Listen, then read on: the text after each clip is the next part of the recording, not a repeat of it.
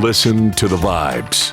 Welcome, everyone, to another episode of Listen to the Vibes. And I'm very happy to welcome Daniel Raz Israeli. Did I get that correct? All right. Well, he is a fitness trainer, and we're going to get to know him and talk a little bit about fitness. So, Daniel, tell us a little bit more about yourself.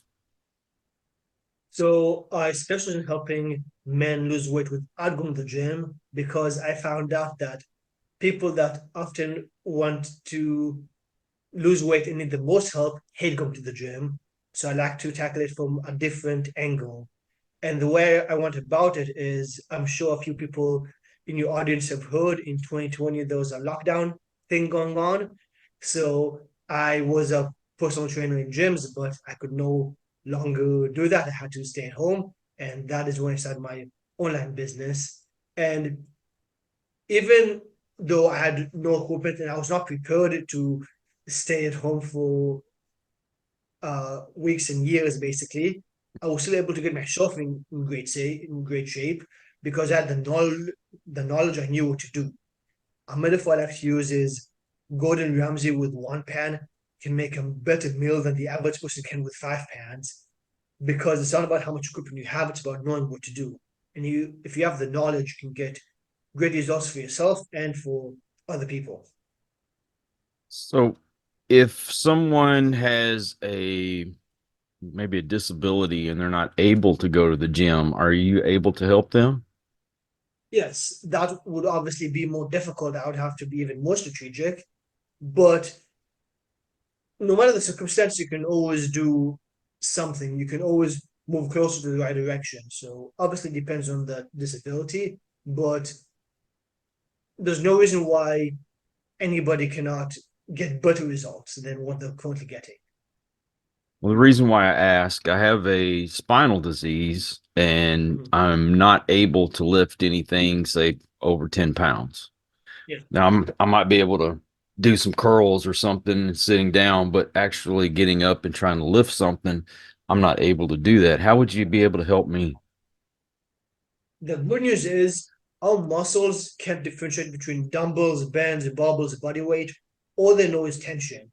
And if we're able to manipulate the tension in a way that grows your muscle but doesn't injure you, then you will get close to your goals. So you mentioned you can't lift anything that's too heavy because of your spine. Mhm. But as an example, knee push-ups. That's something that you might be able to do. Or if not, maybe you can do incline push-ups in which you do push-ups on a desk or like a high surface or a wall. Right, that's to work out your chest. To work out your upper back, you can do wall slides. So you probably most people don't know the names of the exercises. So if I say it, it won't make sense. I'd have to show a video of me doing it, and that's what I mostly do. But main point to get across is even though some people might have limitations, there's always something that you could do. And another way to think about it is even if you're surrounded by junk food, there's still a healthiest option out of the options you have. So no matter what circumstance you're in, you can always make the best choices. And it's a lot easier to make the best choices if you have someone to guide you and let you know what's good and what's not, because the last thing you want to do, Kyle, is do something wrong and injure yourself, which will set yourself back. So you help with nutrition as well. Everything, yeah. Okay, so there's so many diets out there, and I hate to call them diets because really it's a lifestyle change. Yep. I went to a more low carb solution, so I was able to lose a lot of weight. And the reason why I got on it in the first place is because I'm diabetic. Mhm. And I used to drink. I mean, I was a heavy drinker. I quit all that and, started finding those low carb foods and things like that. What would be your advice? So I personally believe if your diet has a name, then it's not sustainable because keto, vegan, low carb, all of that, that may work phenomenally for some people, but over the next couple of decades, it's unlikely that you would stick to that. That's why some people gain weight, lose weight, gain weight, lose weight, and end up in that vicious cycle, basically. So what I recommend is anybody can do this exercise is simply write a list of everything you enjoy eating. Don't filter if it's healthy, convenient, expensive. Just write a list of everything you can think of. After that, underline what you think is also healthy. Now, ideally, you have someone who can bust some myths of what's actually healthy and what's not. But most people have a pretty good sense. So if you have a list of foods you enjoy and that are healthy, that should be your meal plan. That should be what you should focus on most of the time. And if 80% of what you eat is healthy and tasty, it's not easy to be consistent with it. And I would say the other 10% is eat whatever you want because 10% of your calories won't really make that big of a difference. And the last 10% is try new healthy foods because I believe the entire purpose of a diet, as you mentioned, a lifestyle, is to expand your taste buds and to eat more foods you like, not less. And the way you do that is try new healthy foods. So you can go to a grocery store and pick up a new vegetable or fish that you've never tried before, or try different combinations that you've never tried before. And you'll find more healthy foods are actually tasty, and that way you expand your taste buds, how much food you eat instead of diminish it. Does it have more to do with portion control? Yes, because if you eat foods that are healthy, it's often more difficult to overeat them. Like it's very difficult to overeat watermelon, but it's very easy to overeat chips. So if you have more foods like watermelon, foods that are healthy and you enjoy, then you never have to worry about portion control or overeating. Because ideally, you don't want to count calories. Ideally, you don't want to think about nutrition too much. It's you just pick between healthy foods you enjoy to another healthy food you enjoy, and then it doesn't stress you out. And it's very easy to make this a lifestyle. I guess the most annoying thing is you go to the grocery store and it seems like the unhealthy foods are so much cheaper than the healthy foods. So I would definitely say there's a lot more options in regards to unhealthy foods because there's a lot more money in terms of marketing it. But you can always make healthy choices on a budget. Again, you just need to be more strategic about it. So if you buy in bulk, almost everything is significantly cheaper because a banana probably costs just as much as a sneaker bar, but it's a probably healthier choice. So even though people always compare like organic food to non-organic, just don't buy organic. It's not that big of a deal. That's what I say. Yeah, That's just a way of making you pay more money. yeah, basically. You mean an apple, it's organic anyway, right? Yeah, something to think about in regards to organic versus non-organic is if you either take the peel off or you don't eat the peel, then it doesn't matter if it's organic or not, because for a watermelon, for a banana, you only eat the inside anyways. So whether it's sprayed with pesticides or not doesn't matter. You're not going to eat it. But something like a strawberry, then it matters a bit more because you actually do eat the skin. Right, right. Let's go back to the exercising. Now you got somebody who wants to build up some muscle. Let's say they can't afford any weights or something like that. What would Yeah. you recommend? Right. So most people that I work with, it's not that they can't afford, they just travel a lot or they don't like to go to the gym and they have a bunch of things going on. So it's mostly not of the reason why I help people work at home instead of the gym, it's not to like save money, just to save time. And it's a lot more convenient because out of the last five movies, Kyle, that you watched, how many of them were at home versus how many of them were in a movie theater? Most of them are at home. Right? Because it's more convenient. Right, If it's more exactly. convenient, you're more likely to be more consistent. That's the thought process behind that. But I would say $10 bands are probably the best investment you can make because if you have that in your body weight, then you truly can do everything and you don't need to have a gym membership, you don't need to get dumbbells or any of that. So again, the beautiful thing about fitness is firstly anybody can improve no matter what situation you're at. And there's a direct correlation in terms of how many right things you do to the result you get. Because you can be the best loving husband, your wife might still act up. Your wife might still have been in a bad mood. You can be the best business person. the economy can still crash and your business might not succeed. However, if you do all the right things in terms of your fitness, you will improve because you always have full control over your body. It doesn't involve any other people. And that's something that I think is exciting because you can always improve. Doesn't matter how old you are, doesn't matter what situation you're in. Now, I lost 60 pounds when I changed the way I ate. But the problem is I got all this extra skin. How in the world do I get rid of it? Well, other than surgery, I'm not really sure because you can also build muscle that will help. But in terms of that, I don't know if there's any other cure other than just surgery, honestly. I always wondered because I've known people that were excessively overweight, and I mean, they work their abs and work their abs, and you've got some strong muscle, but you've got all that extra skin that, I figured you probably had to have it surgically removed because I mean, it's once it stretches out, it's pretty much stretched out, right? Yeah. So it just takes your body longer to adjust. So if you lost the 60 pounds over 5 years, then you won't have that problem. But if you lose it over a quick period of time, the quicker, probably the more extra skin you'll have. Yeah, I want to say I lost that weight within a year. Mm-hmm.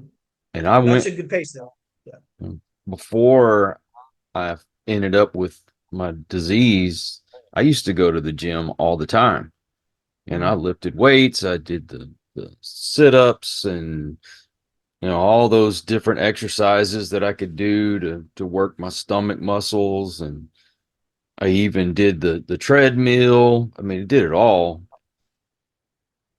I mean, I said, I must be doing something wrong. Mm-hmm. Now, here's something else. You see all these fitness gurus, they got videos out saying, oh, you got to quit doing cardio and you got to quit doing these Yeah. stretches and you got to quit doing this. Where is the sanity? Right. So we live in an attention economy. So oftentimes the videos are primarily made to get views because that's what drives business. But the correct answer for almost anything is it depends. Because even though they might say something outrageous, that might be applicable to a select few individuals, but it might be incorrect for most people. That's why it seems outrageous. But there's obviously a few things that apply to 100% of humans, and that's what more emphasis should be put on. But there's definitely so many nuances that may work for some people, not other people. That's why, again, I believe if your diet has a name, it's probably not sustainable for the majority of people. And there's so many other advices that might be fantastic for some, but horrible for others. That's why I believe having a one-on-one customized plan is the best approach, because otherwise you might be following advice that would hurt you more than it helps you. Now, speaking of all these fitness gurus, what sets you apart from all these other people? So I would say that I just have a different approach, right? Because if you want to run marathons, if you want to bench press more, if you want to be a bodybuilding world champion, I am not your guy. There's so many other people who are so much better than me at that. But I have a very specific person, and that allows me to help that person accomplish great things. So I strictly help men that are 300 pounds get below 200 pounds without going to the gym whilst eating the food they love. That's what I do. So it's very specific. And because I can help a very specific person, I can be really good at it. And you've lived in several different places. Have you learned Yeah. different techniques from everywhere that you've lived? Yeah.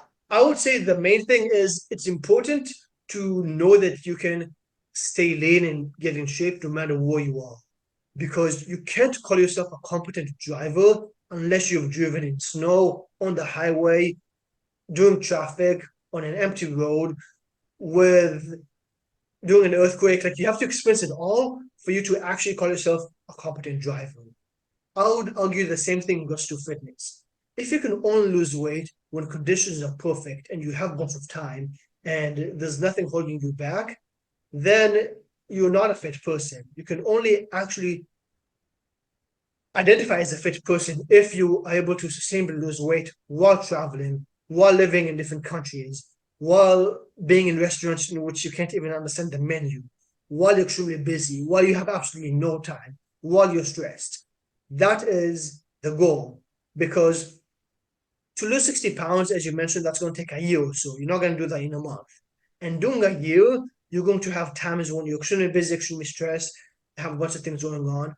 So that's why having a long-term approach is so beneficial. So yes, I was born in Israel.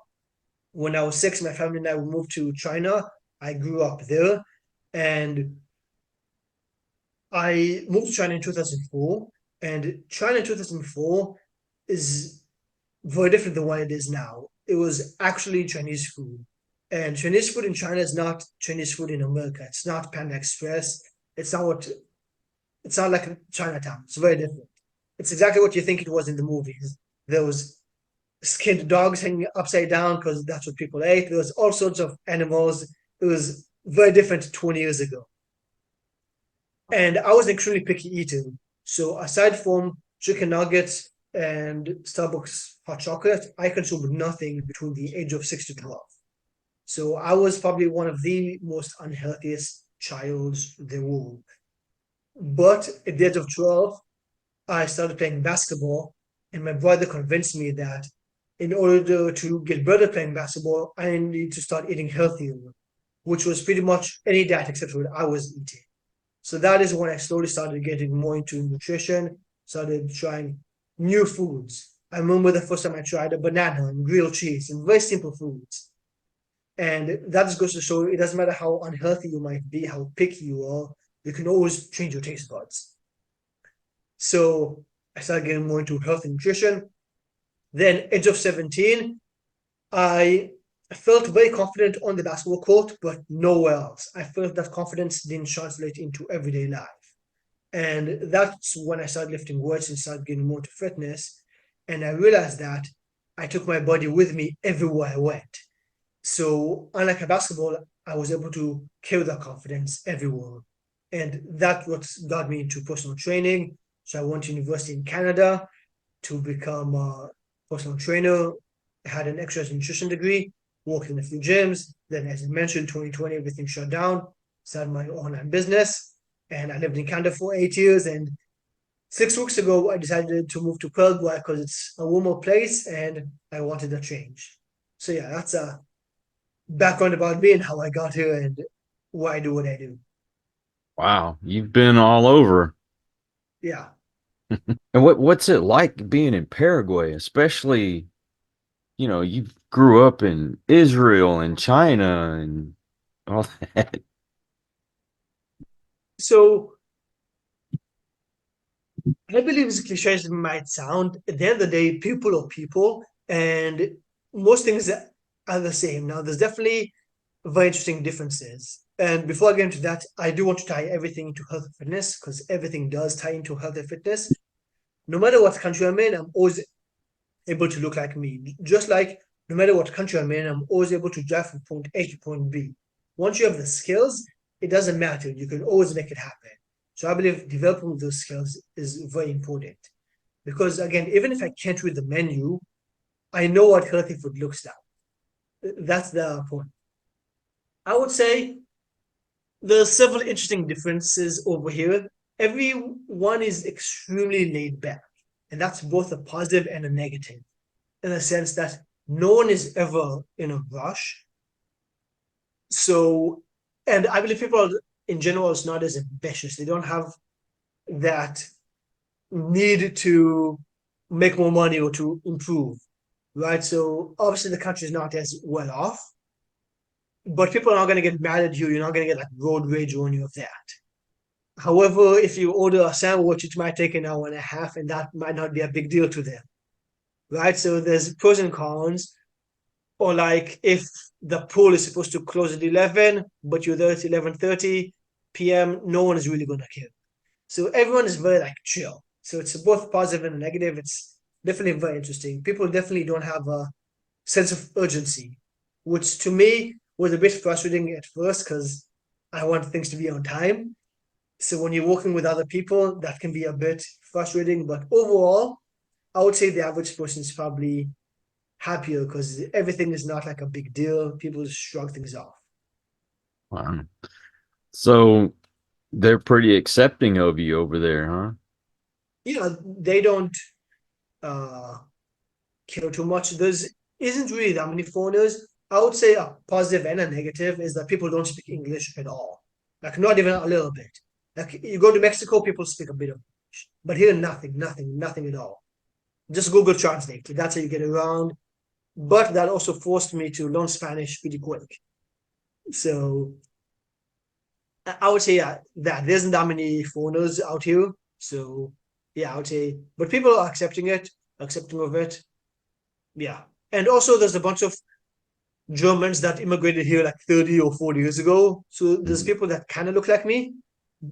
And people just assume that you speak Spanish because nobody here doesn't speak Spanish. Right? So yeah.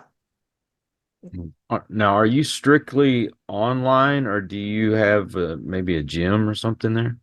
No, I strictly do online. Okay. Any plans of maybe opening a gym one day? Not really, especially because of my entire approach is without going to the gym. And I believe, as you mentioned, the entire point is to make this a lifestyle because there's very few people that actually enjoy spending hours in the gym, right? Most people just want to get the results. And if you can get the results without it being a hassle, without going to the gym, without spending a bunch of time, just who you are as a person. Because even my clients don't work out for more than 20, 25 minutes a day max, right? Because if you focus on the lifestyle, if you focus on something as simple as walking whenever you're talking on the phone, right? That burns extra calories. Something as simple as knowing what to get when you're eating out at restaurants. If you focus on really making a lifestyle, then it's a lot easier to get sustainable results and reap the rewards. And again, the people that I work with don't want to be bodybuilding world champions because for that you do need to go to the gym. That's a must. But if you just want to flatten the belly, get off CPAP, get off medication, have more energy, fit better into your clothes, just accomplish that, then you can definitely accomplish that without the gym. And again, most people I found are not that huge fans of the gym, so I don't believe it's necessary. What's the percentage of people that actually stick with it once they get started with you? With me, it's very high because it's one-on-one and it takes significant investment just to get started with me, right? Because I do everything. I don't believe me giving someone a PDF would do much for them, right? So it's like one-on-one calls and lots of check-ins. So once people get started, it's very high. Now, obviously, I have people that paid and then they ghosted or they refuse to communicate with me. In that way, I can help them. But the majority of people, it's obviously to get the results. And when you talk to people one on one, you get a feeling if they're going to be committed. Mhm. Yeah, and Yeah. that's why I obviously don't accept everyone because I want, as you mentioned, my percentage to be high of success, right? So you can't just pay me, right? We have to have a conversation first, see if you're the right fit, then we can proceed.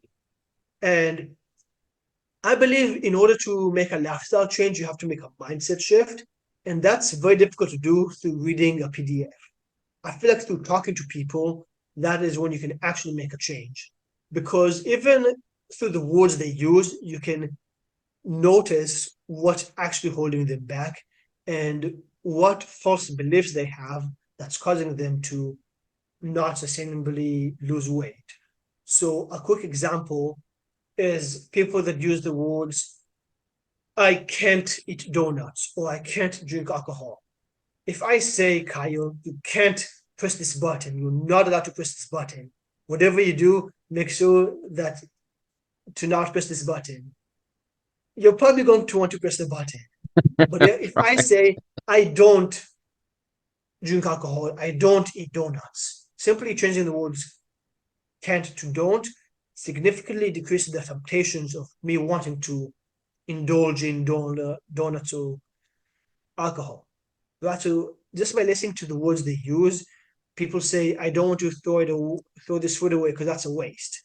Well, if you're full and the food is unhealthy, throwing away the food is not a waste because eating it will only make your health worse. So the smartest thing, the most moral thing you can do is throw away the food or give it to someone else, because you finishing your plate only sets you back. So don't do it. Right? There's so many small things like that. Things that people say that you catch that basically you change the false beliefs. People believe things to be one way, but the reality is the other way. Plus, they're going to be more successful if they're accountable to someone. Exactly. Now, I'm sure there's some folks that are either listening to this or they're watching it and they're curious. What do you usually charge? Does that have to do with their, I guess, their level of what they want to get done, or do you have a flat rate? How does that work? Yeah, it depends, because if you want to lose 100 pounds, it's different than if you want to lose 10 pounds in terms of how much help you would need.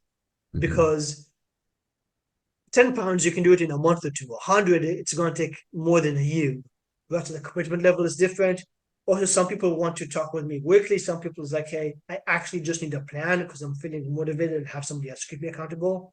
So it depends. But if you're interested, it doesn't cost anything to talk to me, and I'll try to help you out either way. So you can always reach out and we'll have a conversation and we'll go from there. Well, I need to lose 20 pounds. Well, yeah. We can definitely have a conversation after that to see exactly what you've tried and what exactly is holding you back and all that. And do you have a website? Yes, I do. So my website is danielrizfit.com. So that's DANIELIZFIT.com.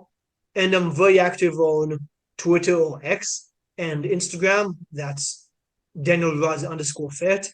And I have a bunch of testimonials over there. And I like to give what I think is valuable and entertaining information so you can improve while enjoy consuming my content. That's my goal.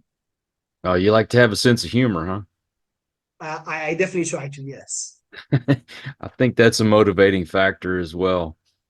Yeah. Daniel, thank you so much for coming on the show, man. I really appreciate it. Appreciate you having me on. I definitely enjoyed this. And also want to thank all you folks out there. If you are new to the channel, well, I hope you'll come back. Please hit that subscribe button. And for my regulars, you guys are awesome because you make it possible for me to do this. Until the next one, everyone, please take care. Be kind to one another. God bless and peace. We hope you enjoyed this episode of Listen to the Vibes. You can catch us on Buzzsprout or wherever you listen to your favorite podcasts, and on YouTube. Follow us on Facebook at The Vibes Broadcast Network